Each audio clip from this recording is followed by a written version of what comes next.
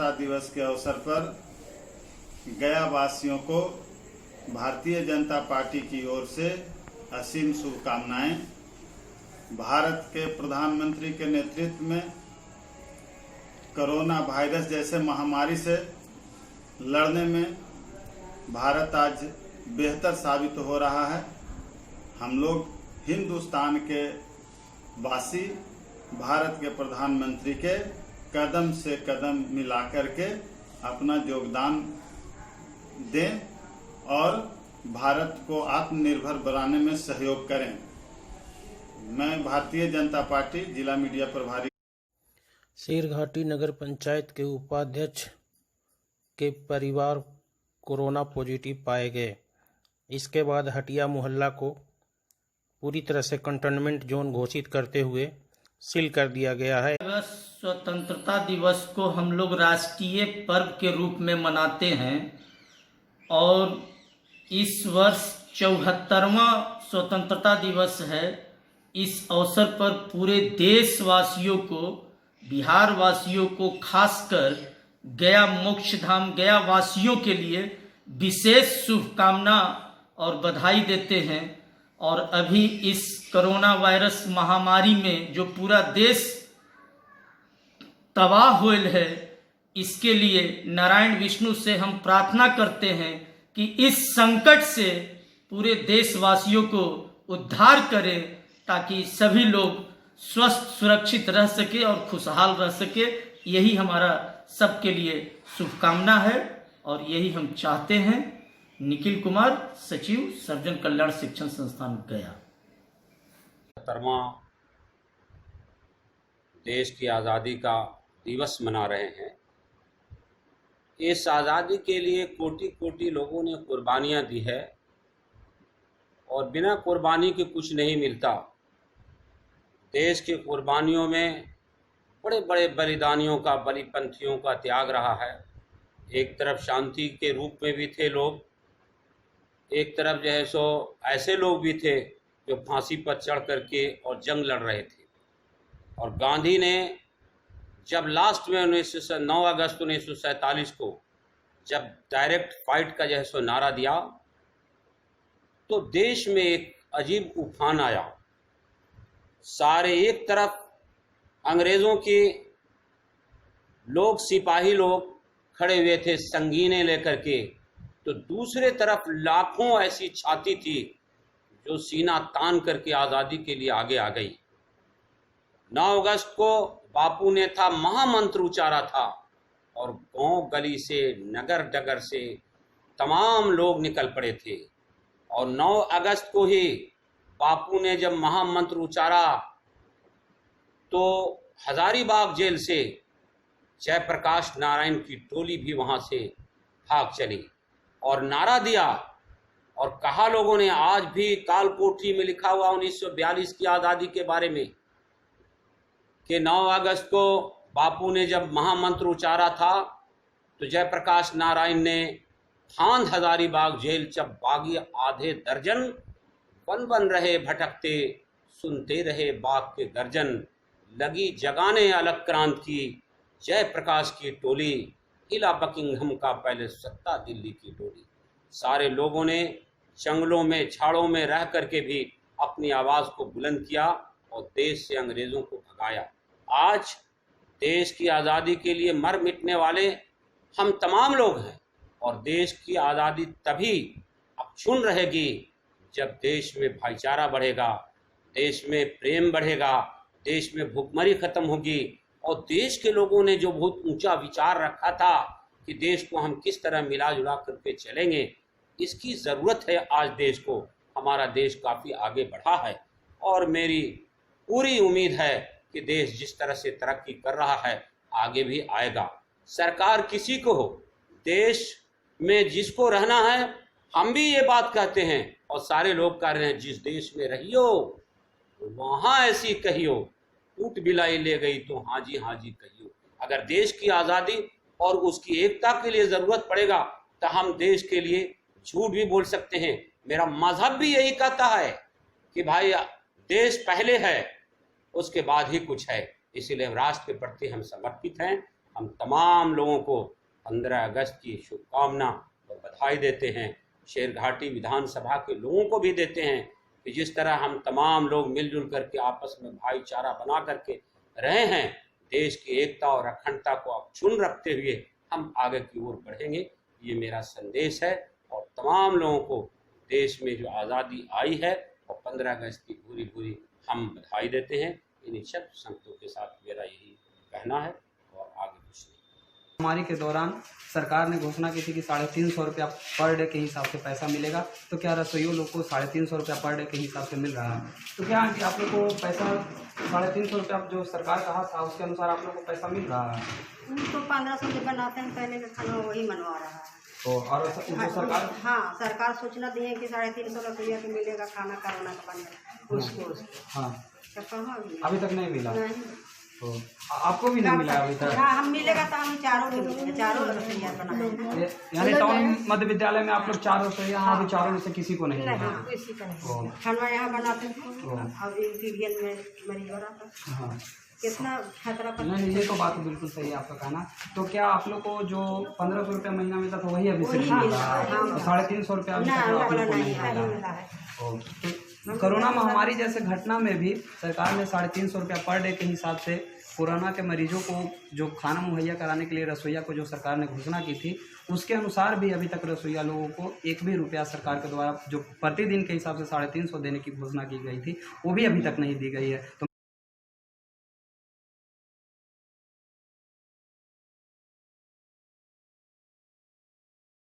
अध्यक्षों द्वारा नित्य किए जा रहे मानवाधिकार का उल्लंघन हो रहा है। जैसे कि आपको कुछ बता दें कि विगत विष्णुपद थाना का एक मामला है जिसमें राज गौतम जी जाते हैं और वो केस जो फाइल होता है उस पर 117 जो 2020 का है वो दर्ज होने के लिए जो 5 जाते हैं थाना में, विष्णुपद थाना में, और विगत 5 मिनट बाद ही तुरंत थाना वाला जो है वो क्या करता है कि उल्टा उनके ऊपर ही केस चढ़ जाता है। जो विगत दूसरे लोग आते हैं और केस चढ़ जाता है और तुरंत उनके घर में कार्रवाई होती है और उनके घर में उनके न ही रहते भर में बिना सर्च वारंट के उनके घर में घुसना, तोड़फोड़ करना, हंगामा करना और उनकी पत्नी के साथ बदसलूकी करना, ये काम होता है।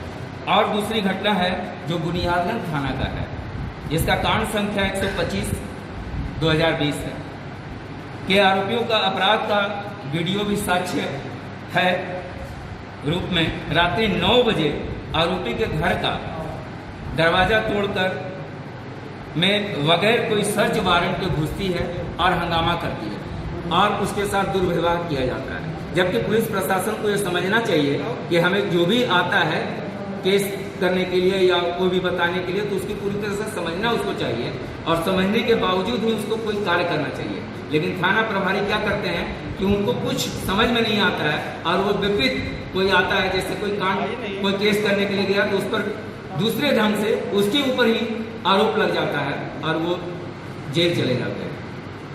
एक घटना हाल फिलहाल में हुआ विष्णुपद थाना का ही अंतर्गत, एक नाबालिग छात्र है अभिषेक कुमार जिसकी उम्र भी नहीं हुई है और उसके साथ भी वही हुआ। विष्णुपद थाना में वो गया केस करने के लिए कि हमारे साथ कुछ लोगों ने हमारे साथ बदसलूकी की, मारपीट की, लपड़ थप्पड़ की और उसके साथ ही गलत व्यवहार होता है, उसको थाना में कैद कर दिया जाता है। उसके गार्जियन आते हैं तो उसके साथ बदसलूकी की जाती है। काहे भाई तो एक घटना है जो चुनमुर करके एक देवता कहिए जो भी कहिए पासवान समाजी का, जिसका कपिलधारा में एक मूर्ति है जिसको तोड़ने का आरोप उसके पर लगता है, जबकि वो लड़का निर्दोष है और उसके साथ गलत व्यवहार किया जाता है, उसके साथ मारधाड़ किया जाता है। और वो जब केस करने के लिए जाता है कि मेरे साथ ऐसा ऐसा घटना हुआ, उसके ऊपर आरोप लग करके उसी को थाना में कैद कर दिया जाता है। इस तरह से कांड हो रहा है। मैं चाहता हूँ और डीजीपी साहब भी कह चुके हैं पुलिस प्रशासन को, सभी थाना प्रभारी को, कि किसी के साथ भी अन्याय न हो, क्योंकि अन्याय अगर होता है तो वो बालक आगे जा करके बहुत बड़ा गुंडा या डकैत बनता है और लोगों को प्रताड़ित करता है, क्योंकि उसके साथ वो घटना हो सकती हुई है तब वो करता है। तो मैं चाहूँगा कि इसका निष्पक्ष जांच हो और कोई भी थाना प्रभारी कोई भी अगर कोई केस लेने से पहले उसकी पूरी तरह जांच कर ले, विपक्ष और पक्ष के दोनों तरफ का सहमति देख ले, उसके बाद ही कोई कार्रवाई करे। क्योंकि अगर ऐसा नहीं होता है तो निर्दोष आदमी फंस करके वो आगे जाकर के क्रिमिनल बनता है, उसका दोषी मुख्य रूप से थाना प्रभारी होगा। जी, मेरा नाम अविनाश कुमार तिवारी हुआ, मैं वीर बजरंग दल सेना के जिला प्रवक्ता हूँ। और विनाश जी के बातों से सहमत हूँ और मैं बहुत ज़्यादा इसमें फाइनल नहीं करूँगा। बस इतना ही बोलूँगा कि जो भी काम चल रही है थाना प्रभारी द्वारा जो काम हो रही है, तो सब चीज़ों को जो दोषी हो पनिशमेंट शुड बी गिवन। इसी तरह का बढ़िया से फाइंड आउट करें कि यार जो काम हो रहा है इसमें कितना लोग कल्प्रिट है, जो कल्प्रिट है उनको दोषी को सज़ा दिया जाए और बिना देखे जांच पड़ताल किए उनको सज़ा ना दिया जाए। जो बच्चा अभिषेक कुमार जो पढ़ने वाला छात्र है उसके साथ भी इस तरह की गलतियाँ हुआ है। फिलहाल बीच में भी राज गौतम के साथ हुआ। राज गौतम के साथ क्या परेशानी है, तो जो भी कुछ अच्छे काम के लिए आगे बढ़ते हैं लोग उनको गलत समझ बैठते हैं। क्या होता है कि कांड संख्या 117 2020 में भी आपने देखा कि जो अभिषेक भाई ने बोला वही चीज़ था कि फिर 118 2020 भी कर दिया गया उसमें। तो उससे क्या होता है कि एक दबाव बनाई जाती है पुलिस पक्ष के द्वारा कि आप जो आप काम कर रहे हो आप उससे लिंक से हट जाओ। तो इससे क्या होता है कि जो गुंडा लोग होते हैं उनका जो भी होता है उनका मान बढ़ाते हैं और इसी कारण से क्या होता है गलतियाँ बढ़ते जाती है।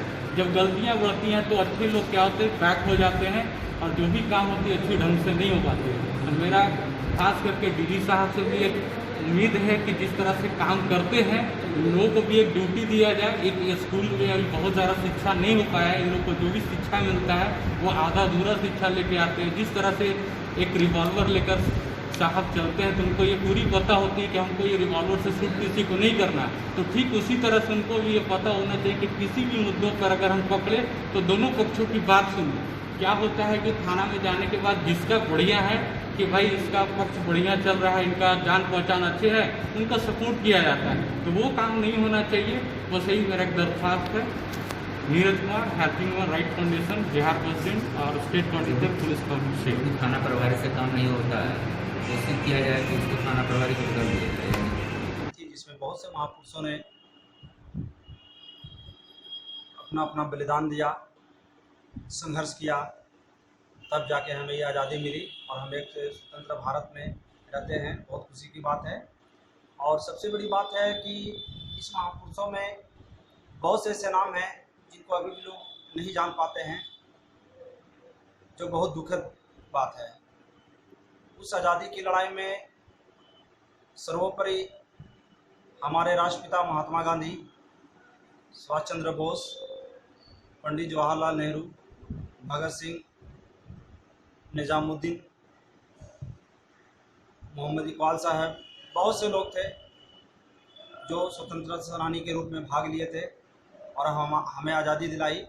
लेकिन इस आज़ादी को और भी बेहतर तरीके से हमारे अपने देश को बनाना है, संभालना है।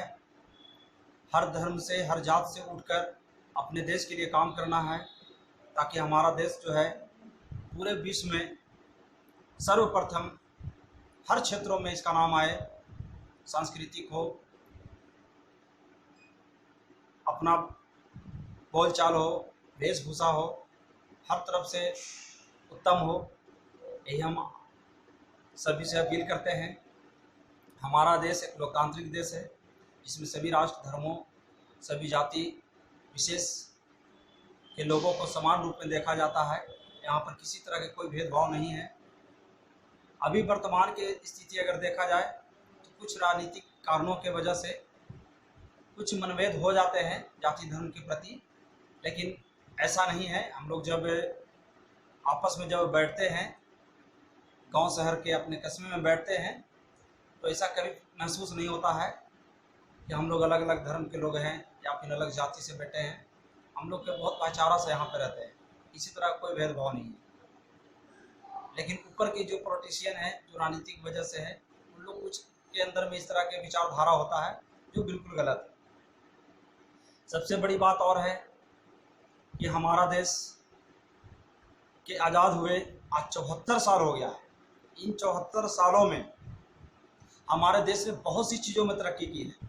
विज्ञान के क्षेत्र में, डिफेंस के क्षेत्रों में, विज्ञान के क्षेत्रों में, रहन सहन और शिक्षा के क्षेत्रों में, बहुत से क्षेत्रों में बहुत सराहनीय कार्य किया है। ये बहुत खुशी की बात है। और हम लोग युवा पीढ़ी चाहते हैं कि हम अपने देश को और भी आगे ले जाएं और युवा को ये बताना चाहते हैं कि हमारा अपना देश है, यहाँ पर किसी तरह के कोई मनभेद नहीं होना चाहिए। हम अपने देश के प्रति सोचना है, हम अपने देश में रहते हैं, इनको आगे बढ़ाना है। जो कुछ करना है अपने ही देश में करना है। किसी को कहने से या किसी को कहने से कुछ नहीं होने वाला है। किसी को बहकावा में नहीं आना है, किसी को समझाने पर गलत कोई रास्ता बताए उस पर नहीं जाना है।